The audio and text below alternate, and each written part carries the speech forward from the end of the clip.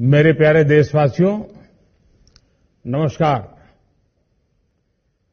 आज देव दीपावली का पावन पर्व है। आज गुरु नानक देव जी का भी पवित्र प्रकाश पर्व है। मैं विश्व भर में सभी लोगों को और सभी देशवासियों को इस पावन पर्व पर हार्दिक बधाई देता हूं। ये भी बहुत सुखद है कि 1.5 साल के अंतराल के बाद करतारपुर साहिब कॉरिडोर अब फिर से खुल गया है। साथियों, गुरु नानक जी ने कहा है, बीच दुनिया सेवी कमाइए त दरगिही बेसन पाइए। यानी संसार में सेवा का मार्ग अपनाने से ही जीवन सफल होता है। हमारी सरकार इसी सेवा भावना के साथ देशवासियों का जीवन आसान बनाने में जुटी है। न जाने कितनी पीढ़ियां जिन सपनों को सच होते देखना चाहती थी, भारत आज उन सपनों को पूरा करने का भरपूर प्रयास कर रहा है। साथियों, अपने 5 दशक के सार्वजनिक जीवन में मैंने किसानों की परेशानियों को, उनकी चुनौतियों को बहुत करीब से देखा है, महसूस किया है। इसलिए जब देश ने मुझे 2014 में प्रधानमंत्री के रूप में सेवा का अवसर दिया, तो हमने कृषि विकास, किसान कल्याण को सर्वोच्च प्राथमिकता दी। साथियों, इस सच्चाई से बहुत लोग अनजान है कि देश के 100 में से 80 किसान छोटे किसान हैं। उनके पास 2 हेक्टेयर से भी कम जमीन है। आप कल्पना कर सकते हैं, इन छोटे किसानों की संख्या 10 करोड़ से भी ज्यादा है।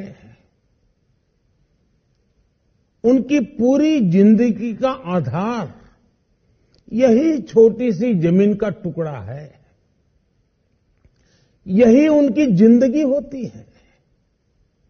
और इस छोटी सी जमीन के सहारे ही वो अपना और अपने परिवार का गुजारा करते हैं। पीढ़ी दर पीढ़ी परिवारों में होने वाला बंटवारा इस जमीन को और छोटा कर रहा है। इसलिए देश के छोटे किसानों की चुनौतियों को दूर करने के लिए हमने बीज, बीमा, बाजार और बचत, इन सभी पर चौतरफा काम किया। सरकार ने अच्छी क्वालिटी के बीज के साथ ही किसानों को neem coated urea, soil health card, micro irrigation जैसी सुविधाओं से भी जोड़ा। हमने 22 करोड़ सॉइल हेल्थ कार्ड किसानों को दिए और इस वैज्ञानिक अभियान के कारण एग्रीकल्चर प्रोडक्शन भी बढ़ा। साथियों,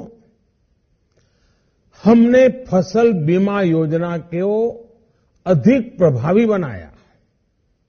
उसके दायरे में ज्यादा किसानों को लाए। आपदा के समय ज्यादा से ज्यादा किसानों को आसानी से मुआवजा मिल सके, इसके लिए भी पुराने नियम बदले। इस वजह से बीते 4 साल में 1 लाख करोड़ रुपए से अधिक का मुआवजा हमारे किसान भाई बहनों को मिला है। हम छोटे किसानों और खेत में काम करने वाले श्रमिकों तक बीमा और पेंशन की सुविधाओं को भी ले आए। छोटे किसानों की जरूरतों को पूरा करने के लिए सीधे उनके बैंक खातों में 1,62,000 करोड़ रुपए ट्रांसफर किए, सीधे उनके खाते में। साथियों, किसानों को उनकी मेहनत के बदले उपज की सही कीमत मिले, इसके लिए भी अनेक कदम उठाए गए। देश ने अपने रूरल मार्केट इंफ्रास्ट्रक्चर को मजबूत किया। हमने एमएसपी तो बढ़ाई है, साथ ही साथ रिकॉर्ड सरकारी खरीद केंद्र भी बनाए। हमारी सरकार द्वारा की गई उपज की खरीद ने पिछले कई दशकों के रिकॉर्ड तोड़ दिए हैं। देश की 1,000 से ज्यादा मंडियों को ई-नाम योजना से जोड़कर हमने किसानों को कहीं पर भी अपनी उपज बेचने का एक प्लेटफॉर्म दिया। और इसके साथ ही देश भर की कृषि मंडियों के आधुनिकीकरण पर भी हमने करोड़ों रुपए खर्च किए। साथियों, आज केंद्र सरकार का कृषि बजट पहले के मुकाबले 5 गुना बढ़ गया है। हर वर्ष 1.25 लाख करोड़ रुपए से अधिक कृषि पर खर्च किए जा रहे हैं। 1 लाख करोड़ रुपए के एग्रीकल्चर इंफ्रास्ट्रक्चर फंड के माध्यम से गांव और खेत के नजदीक भंडारण, इसकी व्यवस्था, कृषि उपकरण जैसी अनेक सुविधाओं का विस्तार, ये सारी बातें तेजी से हो रही है। छोटे किसानों की ताकत बढ़ाने के लिए 10,000 एफपीओ किसान उत्पादक संगठन बनाने का अभियान भी जारी है। इस पर भी करीब 7,000 करोड़ रुपए खर्च किए जा रहे हैं। माइक्रो इरिगेशन फंड के आवंटन को भी 2 गुना करके 10,000 करोड़ रुपए कर दिया गया है।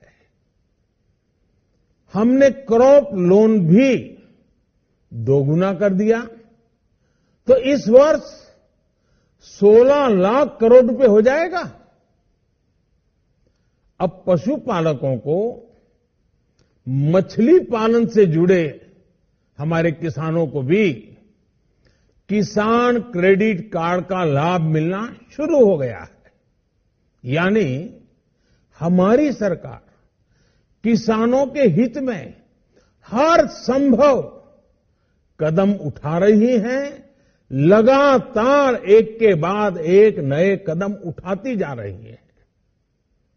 किसानों की आर्थिक स्थिति सुधरे, उनकी सामाजिक स्थिति मजबूत हो, इसके लिए पूरी ईमानदारी से काम कर रही है। साथियों, किसानों की स्थिति को सुधारने की इसी महाअभियान में देश में 3 कृषि कानून लाए गए थे। मकसद ये था कि देश के किसानों को, खासकर छोटे किसानों को और ताकत मिले, उन्हें अपनी उपज की सही कीमत और उपज बेचने के लिए ज्यादा से ज्यादा विकल्प मिले। बरसों से ये मांग देश के किसान, देश के कृषि विशेषज्ञ, देश के कृषि अर्थशास्त्री, देश के किसान संगठन लगातार कर रहे थे। पहले भी कई सरकारों ने इस पर मंथन भी किया था। इस बार भी संसद में चर्चा हुई, मंथन हुआ और ये कानून लाए गए। देश के कोने कोने में कोटि कोटि किसानों ने, अनेक किसान संगठनों ने इसका स्वागत किया, समर्थन किया। मैं आज उन सभी का बहुत बहुत आभारी हूं, धन्यवाद करना चाहता हूं। साथियों, हमारी सरकार किसानों के कल्याण के लिए, खासकर छोटे किसानों के कल्याण के लिए, देश के कृषि जगत के हित में, देश के हित में, गांव गरीब के उज्जवल भविष्य के लिए पूरी सत्यनिष्ठा से, किसानों के प्रति पूर्ण समर्पण भाव से, नेक नियत से ये कानून लेकर आई थी। लेकिन इतनी पवित्र बात, पूर्ण रूप से शुद्ध किसानों के हित की बात, हम अपने प्रयासों के बावजूद कुछ किसानों को समझा नहीं पाए। भले ही किसानों का एक वर्ग ही विरोध कर रहा था, लेकिन फिर भी ये हमारे लिए महत्वपूर्ण था। कृषि अर्थशास्त्रियों ने, वैज्ञानिकों ने, प्रगतिशील किसानों ने भी उन्हें कृषि कानूनों के महत्व को समझाने का भरपूर प्रयास भी किया।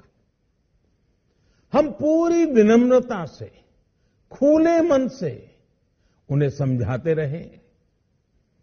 अनेक माध्यमों से व्यक्तिगत और सामूहिक बातचीत भी लगातार होती रही। हमने किसानों की बातों को, उनके तर्क को समझने में भी कोई कोर कसर बाकी नहीं छोड़ी।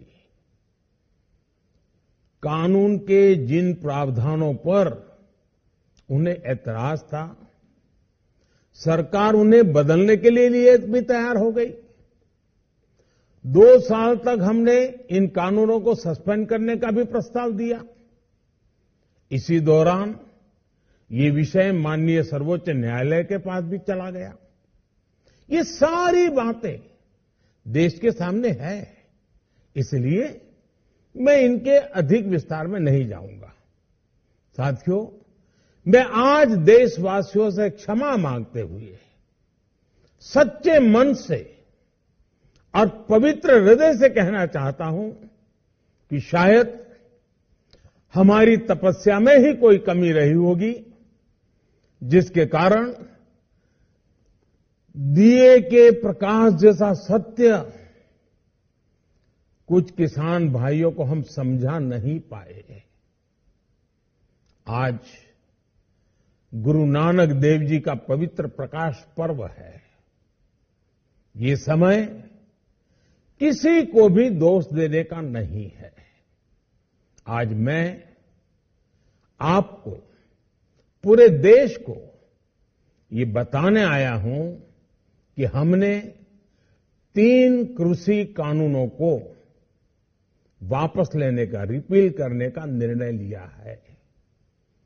इस महीने के अंत में शुरू होने जा रहे संसद सत्र में, इसी महीने में, हम 3 कृषि कानूनों को रिपील करने की संवैधानिक प्रक्रिया को पूरा कर देंगे। साथियों, मैं आज अपने सभी आंदोलनरत किसान साथियों से आग्रह कर रहा हूं, आज गुरु पर्व का पवित्र दिन है। अब आप अपने अपने घर लौटे, अपने खेत में लौटे, अपने परिवार के बीच लौटे। आइए एक नई शुरुआत करते हैं, नए सिरे से आगे बढ़ते हैं। साथियों, आज ही सरकार ने कृषि क्षेत्र से जुड़ा एक और अहम फैसला लिया है। जीरो बजट खेती यानी प्राकृतिक खेती को बढ़ावा देने के लिए देश की बदलती आवश्यकताओं को ध्यान में रखकर क्रॉप पैटर्न को वैज्ञानिक तरीके से बदलने के लिए एमएसपी को और अधिक प्रभावी और पारदर्शी बनाने के लिए ऐसे सभी विषयों पर भविष्य को ध्यान में रखते हुए निर्णय लेने के लिए एक कमेटी का गठन किया जाएगा। इस कमेटी में केंद्र सरकार, राज्य सरकारों के प्रतिनिधि होंगे, किसान होंगे, कृषि वैज्ञानिक होंगे, कृषि अर्थशास्त्री होंगे। साथियों, हमारी सरकार किसानों के हित में काम करती रही है और आगे भी करती रहेगी। मैं गुरु गोविंद सिंह जी की भावना में अपनी बात समाप्त करूंगा। देहि शिवा वर मोहे इहे, शुभ कर्मन ते कबहू न टरो। हे देवी, मुझे ये वर दीजिए कि मैं शुभ कर्म करने से कभी पीछे ना हटूं। जो किया किसानों के लिए किया, जो कर रहा हूं देश के लिए कर रहा हूं।